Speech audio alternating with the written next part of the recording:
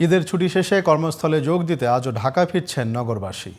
Rail, বাস ও নৌপথে যাত্রীদের চাপ থাকায় যানজট সৃষ্টি হচ্ছেন শহর জুড়ে। বিস্তারিত আব্দুল্লাহ খান মুন্নার রিপোর্টে।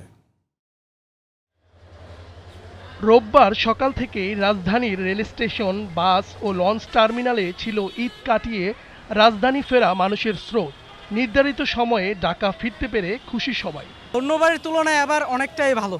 না, ভালোভাবেই আসছি, তো ভালো কাটাইছি, একটু গরম বেশি লাগছে, এই আর কিছুই না। না, আমাদের ভাড়া তো সীমিত, আর ভাড়া বাড়ায়নি আমাদের। যাত্রা শুভ হয়েছে, কোনো সমস্যা নাই। ট্রেনের যাত্রীরা স্বস্তিতে ঢাকা ফিরতে পারলেও সড়ক পথে কিছুটা ভোগান্তি পোহাতে হচ্ছে বাস যাত্রীদের।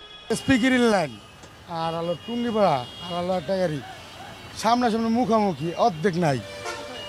এটা হলো আপনার ভাইটেপাড়ার পরে 5 গাড়ি একসাথে, আমি হলো বাম পারে রিল্যাক্সে ঠান্ডা মাথায় চালাই দেব, পারাপারি কেউ জানি না করে, এটাই অনুরোধ ভাই। আলহামদুলিল্লাহ ঈদ ভালো কাটছে ভাইয়া। ট্রেনের টিকিট না পেয়ে অনেক যাত্রী এবার ঢাকা ফিরছেন দাঁড়িয়ে। শীত পাইনি, দাঁড়াই আসছি।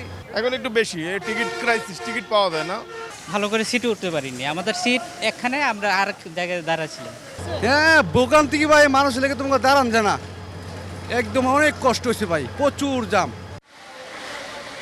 পবিত্র ঈদুল আজহার টানা 10 দিনের ছুটি শেষে ঢাকা ফিরতে শুরু করেছেন নগরবাসী। দীর্ঘদিন পরিবারের সাথে আনন্দমুখর সময় কাটিয়ে ঢাকা ফিরে তারা স্বস্তি প্রকাশ করেছেন। চলতি পথে ব্যবসা গরম ও দাঁড়িয়ে থাকার কারণে ভোগান্তিতে পড়েছেন নারী, শিশু ও বয়স্করা। আব্দুল্লাহ খান মুন্না, জিটিভি নিউজ, ঢাকা।